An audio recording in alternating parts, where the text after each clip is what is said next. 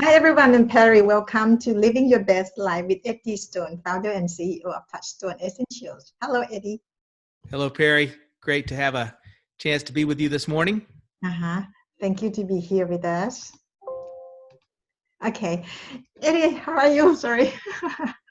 We're good. We're good over here. We've had a great week, and I guess we're sort of just getting started into sort of the early parts of the summer. And so that's always nice. It seems like everybody I'm dealing with is just a little more relaxed during this time of year. So, most of the kids are out of school, and maybe parents and people are thinking about their vacations or going to the beach or the mountains or whatever happens to be. So it seems like everybody's in a pretty good mood. Okay, that's good. You planning to go anywhere for this summer? I do think we'll go somewhere. Where I live, I'm about 2 to say 3 hours, depending upon which direction I go, from the coast. And in North Carolina, where I live, it's the Atlantic Ocean.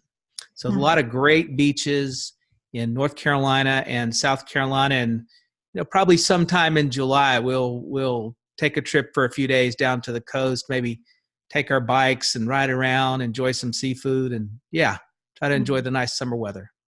It's always good not to be on holiday. Mm-hmm. And I really love, I'm sure there's some others that are listening to us that feel the same, but I really love the sound of the ocean and the smell, the ocean breeze and mist, when the waves are crashing, and it's really unique to me. And I was able to go to the beach quite a bit when I was a child. And so maybe I just have my childhood memories coming back when I hear the ocean or smell the wonderful mist. Okay, nice to hear that. Okay, I start with the question from Teresa Perry, okay? The question is, what do you recommend to take if a person has polycystic ovarian syndrome, and will it help with weight loss? Yeah, well, the weight loss part would depend on, what they were eating before. And so we don't have that evidence here, but, that's a situation where, number one, they need to make sure that they are under a doctor's care, right? They want to make sure they're getting proper medical advice. Certainly, as I know it, of course, we don't know what this person's details are of their circumstance, but should be able to find a treatment and live a healthy life if they're, sort of paying attention. A couple of things to consider. If they have had a diet that's really high in ultra-processed foods, a lot of packaged foods, there's a lot of plasticides and other chemicals that can create a hormonal imbalance, really coming from both the packaging and the preservatives that are found in a lot of ultra-processed packaged foods. And so not knowing their lifestyle and speaking to some physicians and people I know about this subject matter, because it's pretty common that women, have to deal with this issue. One of the things they always talk about is, do they have that kind of fast food lifestyle, eating too much ultra-processed foods because of the hormonal imbalance? And of course, we can think about genetically modified soys, other things I know that you have mentioned on the show before, coconut, which can elevate estrogen levels and things like that. So I just think they need to be really conscious, talk to their physician about the type of diet that they're eating. And probably what they'll learn is the more native, non-ultra processed, the more raw fruits and vegetables, and really try to control the intake of saturated fats, particularly saturated fats that are cooked. Those kinds of fats can sort of make the problem worse, right? Not help. And if you would switch from an ultra-processed food diet, that kind of high-fat, high-sugar diet, to a diet that's more fresh fruits and vegetables, less animal protein, I would think naturally someone would lose weight.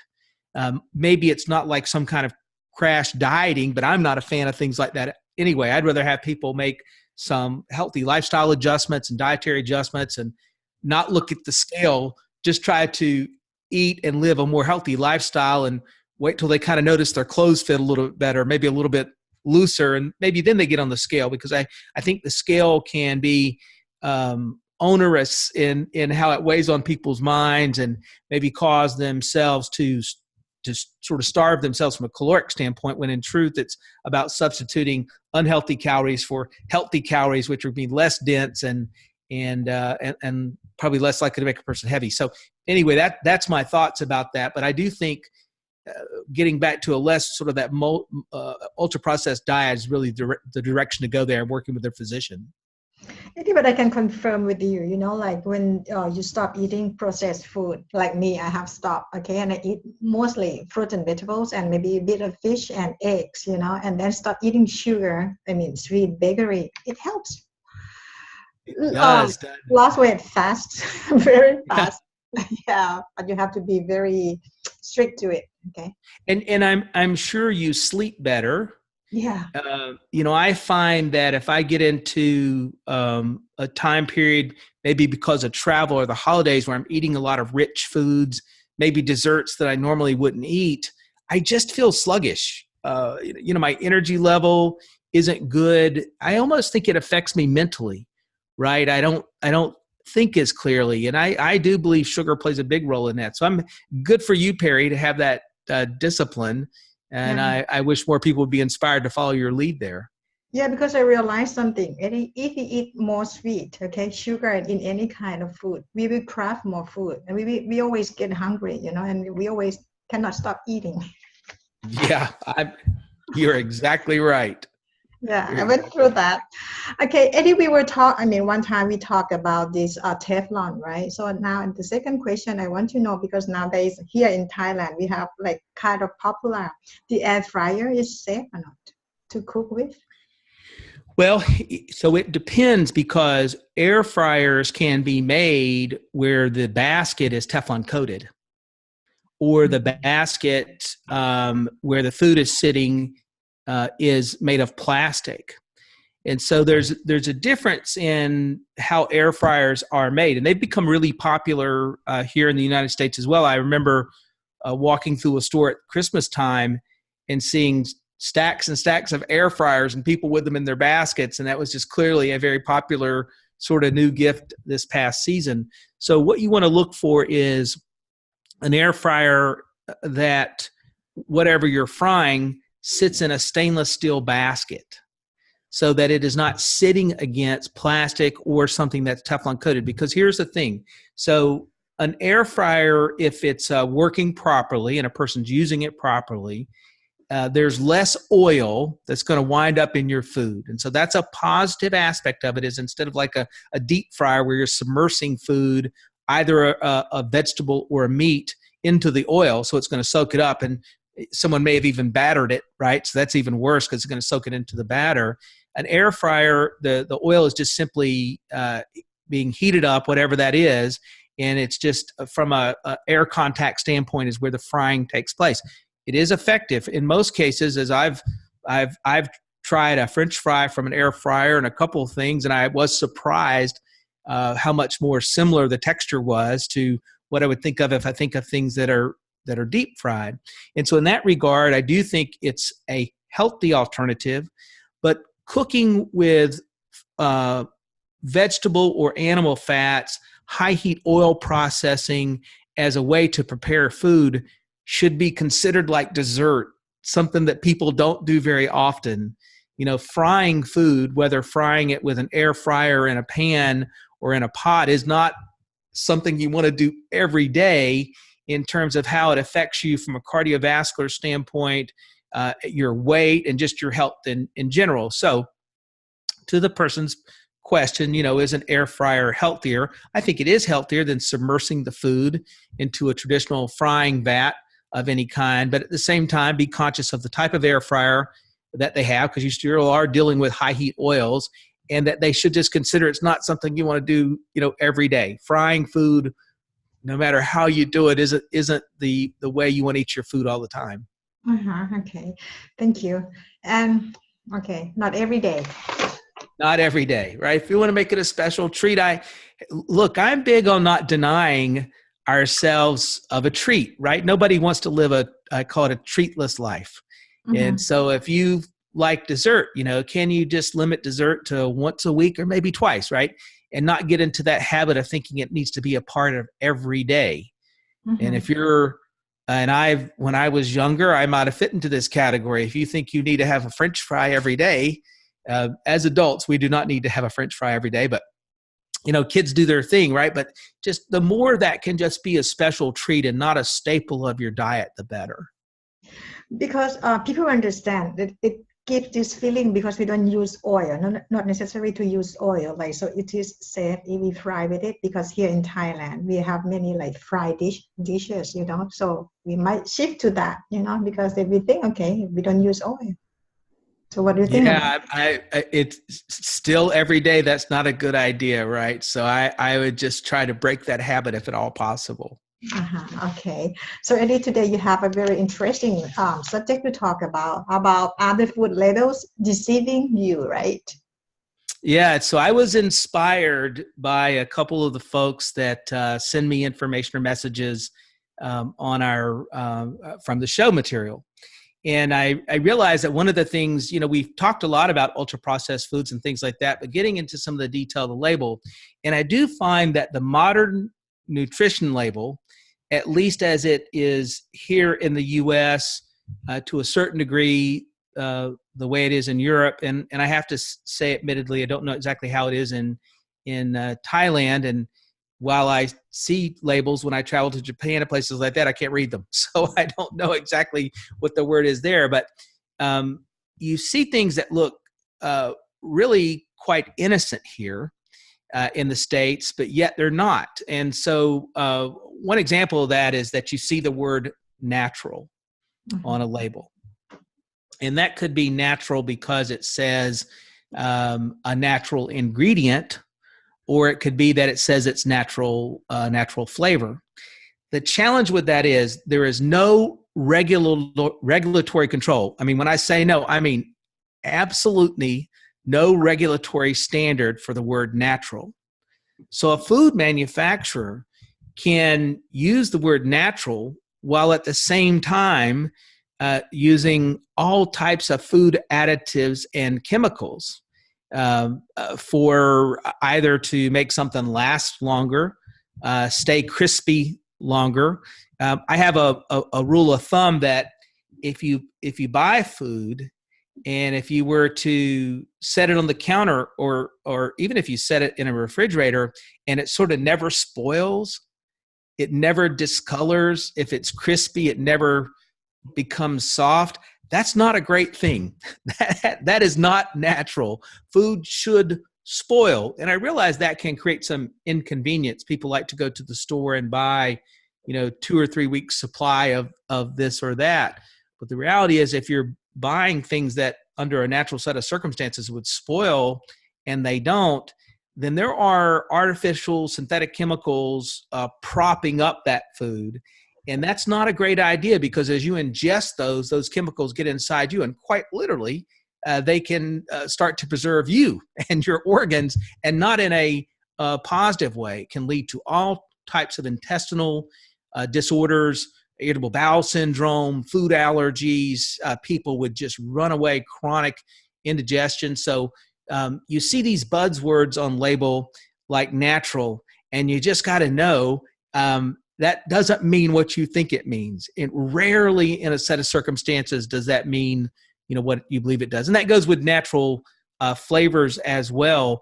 You can get away with referring to something as a natural flavor, and anywhere from 3 to 5% of it may be naturally derived, but the rest of it doesn't have to be. And so unfortunately, it puts you and I, consumers, our family members, in a really challenging position to essentially become experts on labels. And gosh, we're not, right? As I read some labels, sometimes I think to myself, well, that's biochemistry. I need to have mastered right there. Probably need a PhD in just straight up chemistry to understand, that ingredient. And I probably need to be a packaging engineer to know what another ingredient means, because you'll see excipients, which are ingredients added to food that makes it go through the machinery faster. In fact, there are food varnishes, right, that give food a certain sheen or a color. And all of these things I'm really talking about are things that you would find natively in the packaged foods and the ultra-processed foods. Another example is yeast extract. So you'll see yeast extract, but almost always in a packaged food environment, that really means monosodium glutamate, or MSG. And they're doing that to preserve color. Sometimes they will use that because it can have a sort of a saltiness to the flavor. And if they're trying to use it in a low sodium product, they'll use the MSG to give it a sort of sodium flavor, but not have to list it on the package. And so it's one of those things, unfortunately, with packaged food. And Perry, I tell you, it's almost the cheaper it is, the worse that it is. Because at the end of the day, they're using those chemicals. Oftentimes, they're petroleum-based chemicals, and they're cheaper than the actual food. So you got to be leery. Another aspect of label is you'll see something that says it's no carbs, for example. Well, carbs largely are where the nutrients found in foods come from, in fruits and vegetables particularly. And it's important to realize that all carbohydrates are not created equally. Now, I think our audience is sophisticated enough to realize that if I were holding a candy bar in one hand that, let's say, had 300 carbohydrates in it, and an apple and some broccoli in the other one that also had 300 carbohydrates, well, it wouldn't be fair to say they're the same, right? The nutritional content and sort of that life force found in that live food, that broccoli, those apples going into your body, is dramatically different than the candy bar. The candy bar might have an appealing taste, and candy bar manufacturers work hard to make sure that's true. But that's dead food. It's empty calories. It may spike your blood sugar, but in terms of providing nutrients to your cells to live and to thrive and to fight disease, it's not going to do that. And so when you see something in the store that it says no carbohydrates, you got to be careful of that. The other one I'll give you an example is something that says it's fat-free. Well, fat is something that you need. Now, most people don't need probably as much fat as they eat, or as much fat as you would find in a lot of snack foods. But in general, if something is labeled as, say, fat-free, and there was a long period of time in the U.S. where fat-free muffins were sort of all the rage. People ate a lot of fat-free muffins, and yet they were eating fat-free muffins and drinking Diet Coke, and they were gaining weight. They weren't losing weight.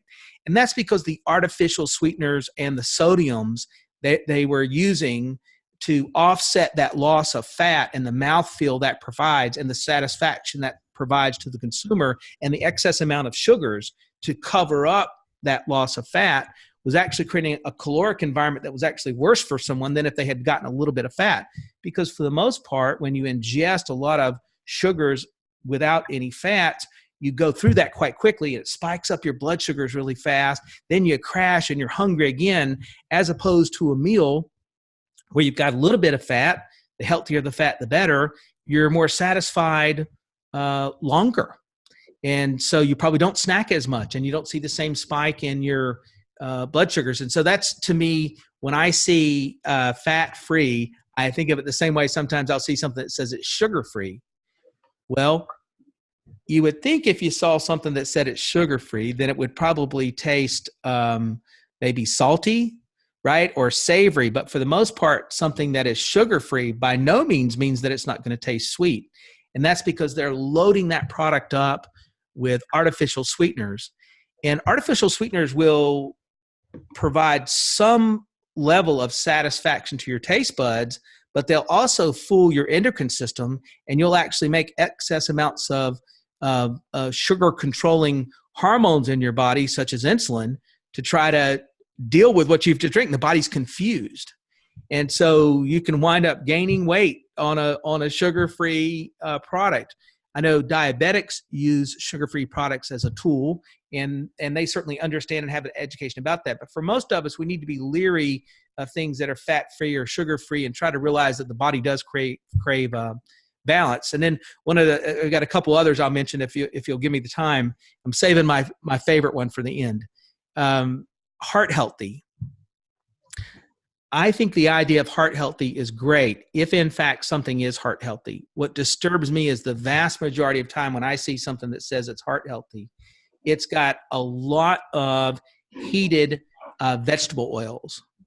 And there's a term you'll see written called partially hydrogenated. Well, partially hydrogenated is like being partially pregnant. You're either pregnant or you're not pregnant. And so a hydrogenated oil and a partially hydrogenated oil still have the same challenging effect on your cardiovascular system. It creates a molecule by shoving a hydrogen molecule inside the fat that your body is ill prepared to digest.